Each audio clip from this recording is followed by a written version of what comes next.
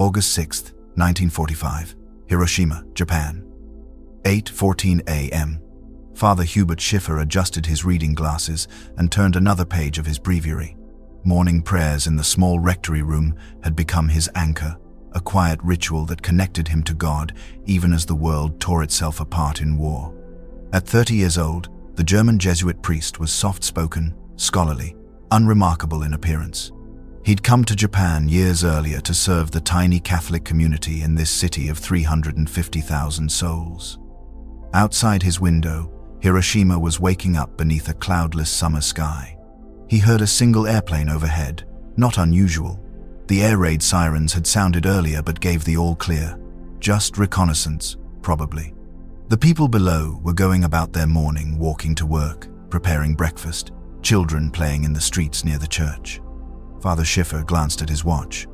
8:15. Then the world became light. Not regular light, light brighter than 1,000 suns, light that shouldn't exist, light that turned the room white and obliterated every shadow in an instant. In that fraction of a second before the sound arrived, Father Schiffer's mind couldn't process what was happening. Then came the roar, not a sound but a physical force, a wall of pressure and fury that threw him across the room like a child's toy. Glass exploded inward in 1,000 glittering fragments. The building shuddered, groaned, twisted. He hit the floor hard, covering his head as debris rained down. The noise went on and on, a sustained thunder that seemed to come from the earth itself. Then silence. Or not quite silence, a terrible ringing in his ears, the creak of damaged wood, the sound of his own gasping breath. Father Schiffer lifted his head. He was bleeding from cuts on his face and arms, but he was alive. He was conscious. He called out in German, "Brüder! Brothers!" From other rooms in the rectory came voices, weak, shaken, but responding. Father Kleinsorge, Father Lassalle, Father Cieslik.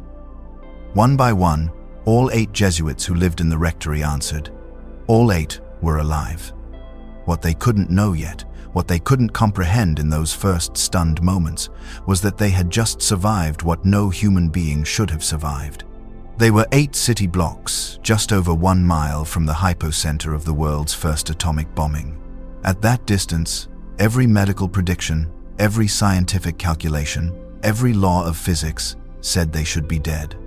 Vaporized in the initial flash, crushed by the shockwave, consumed by the thermal radiation that turned human beings into shadows on walls. But they weren't dead. Father Schiffer pulled himself to his feet and stumbled to what remained of a window. What he saw made his breath stop. Hiroshima was gone. Where a city had been moments before, there was now a sea of fire beneath a rising column of smoke that climbed impossibly high into the sky, mushrooming at the top like some grotesque flower. Buildings had been flattened in every direction. What few structures remained standing were burning, and everywhere there were people, or what had been people. Figures moved through the smoke like ghosts, their skin hanging in sheets, their hair gone, their clothes burned away. They moved silently, mechanically, toward anything still standing. They were coming toward the church. The other priests had gathered behind him. Father Lassalle, the mission superior, was the first to speak. His voice was steady despite the blood running down his temple.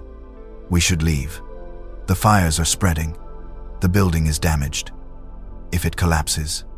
"They're coming here," Father Schiffer said quietly, watching the burned figures stumbling closer. "They need help. We have nothing to give them. No medicine, no supplies. Hubert, we're injured ourselves." Father Schiffer turned to face his superior. His eyes met Lassalle's. "We have water, we have hands, we have prayers, and we have something they don't have." "What?" "We're alive." He paused. "God spared us for a reason. This is it." The decision hung in the air for only a moment. Then Father Lassalle nodded slowly. "We stay." What followed would test every limit of human endurance and faith. The 8 Jesuits transformed their damaged rectory into an emergency aid station. They brought water from the well, in cups, in bowls, in whatever would hold liquid. The burned and dying crowded into every room, spilled onto the grounds, lay in rows in the chapel where just hours before they'd celebrated Mass. Father Schiffer moved among them, offering sips of water, speaking soft words in Japanese, making the sign of the cross on foreheads that would soon be cold. A young woman staggered in, her kimono burned into her skin, carrying something wrapped in a blanket. She thrust the bundle at Father Schiffer. "Save my baby," she gasped in Japanese. "Please, save my baby." He took the bundle. The child inside was perhaps 6 months old, burned, barely breathing. The woman collapsed at his feet. He knelt beside her, tried to give her water, but she was already gone. He looked down at the dying infant in his arms. Around him, hundreds of others moaned and wept and called for help he couldn't give. This was when Father Schiffer felt it, the crushing weight of survival. Why had God spared 8 German priests while letting innocent children burn? What purpose could there be in his life when this child was dying in his arms? He thought of his morning prayers just an hour earlier, the peaceful routine, the assumption that God's plan made sense. Now he held a dead woman's dying baby and nothing made sense at all. "Father." Another voice, weak. "Water, please." He gently laid the infant beside its mother. He picked up the cup. He went to the next person, and the next, and the next. The night of August 6th lasted forever. Father Schiffer lost count of how many people he gave water to, how many last rites he performed, how many bodies had to be moved to make room for the newly dying. His own injuries went untreated. He worked past exhaustion into a state beyond exhaustion, moving through the darkness by candlelight and the glow of distant fires that consumed what remained of Hiroshima. Sometime after midnight, he found himself alone in what remained of the chapel. He knelt before the tabernacle, miraculously intact, and tried to pray. No words came. He knelt in silence, covered in other people's blood and ash, and waited for God to explain. The only answer was the groaning of the wounded and the crackling of fires devouring the city. But he rose. He went back to the dying, one person at a time, because if God wouldn't explain, at least Father Schiffer could serve. Dawn on August 7th revealed the full scope of the catastrophe. The sun rose over a wasteland. Everything within 2 miles of the city center had ceased to exist. What Hiroshima had been its temples, its markets, its schools, its homes, was now ash and rubble and the unburied dead. The priests stood amid the ruins of their mission and tried to comprehend that they had witnessed something unprecedented in human history. In the days that followed, American military doctors began arriving with the occupation forces. They came to document the effects of their new weapon. They examined survivors, measured radiation levels, took notes with the clinical detachment of scientists studying an experiment. When they learned that 8 priests had survived at Our Lady's Assumption Church rectory, located 8 blocks from Ground Zero, they didn't believe it.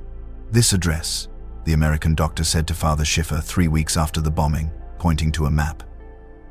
"You're certain you were here on August 6th? "I am certain." The doctor calculated the distance. His expression changed. "Father, that's within the lethal radiation zone.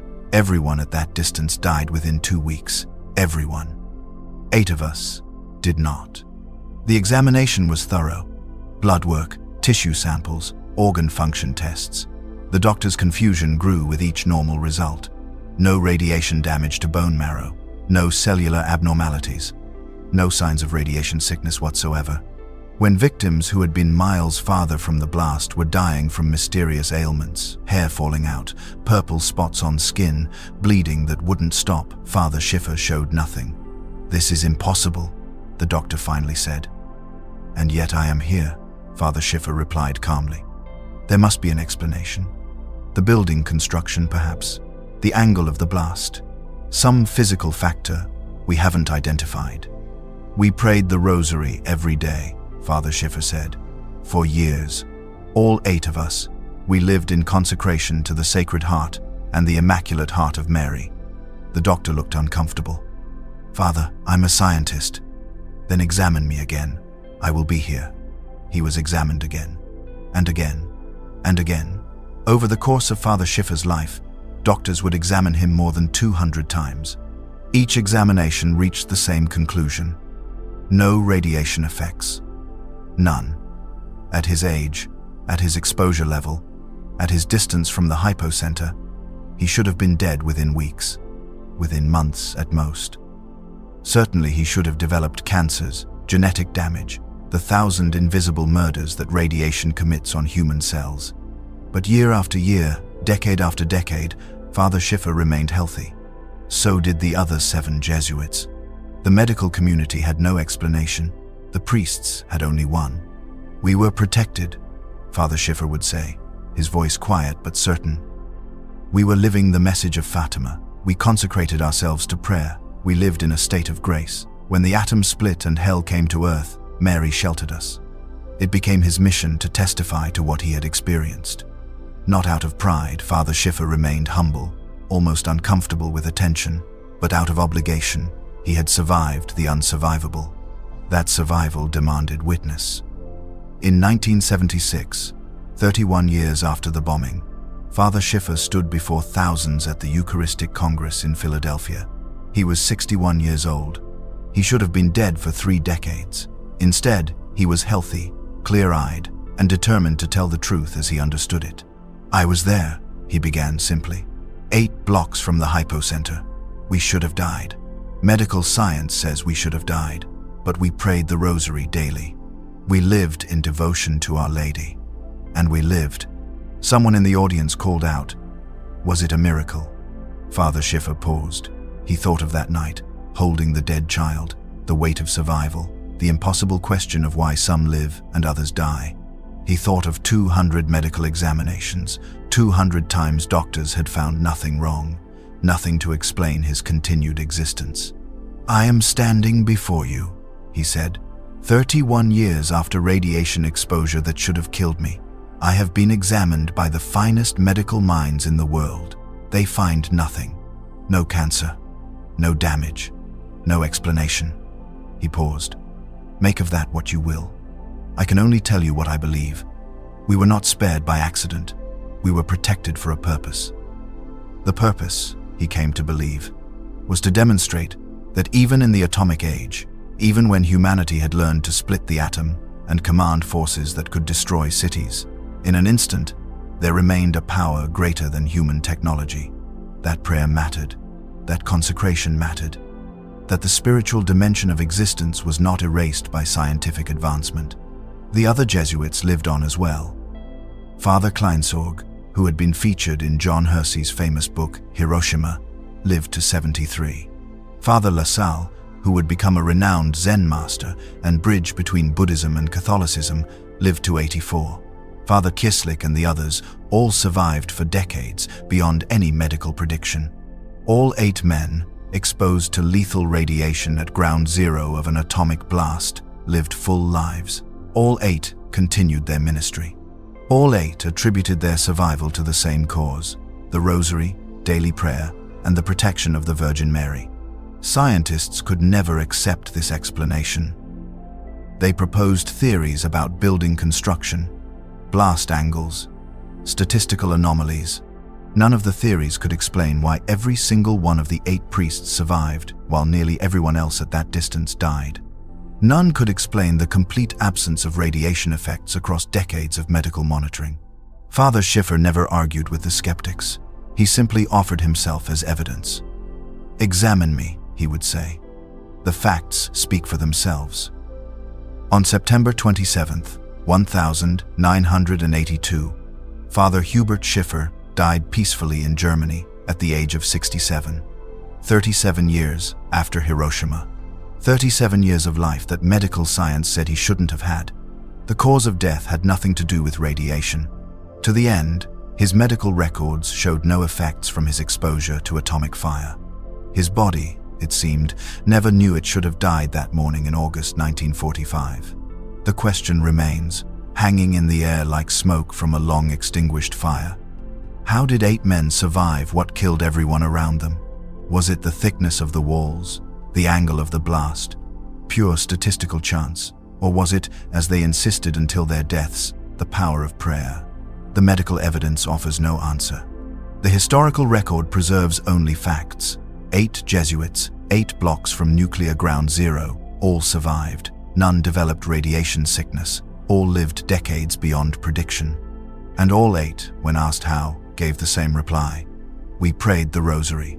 In an age when we have split the atom and command the power of stars, when we measure everything and explain everything through science and reason, 8 ordinary men faced the ultimate test of those powers and walked out of the fire untouched. They didn't carry weapons. They didn't have special training.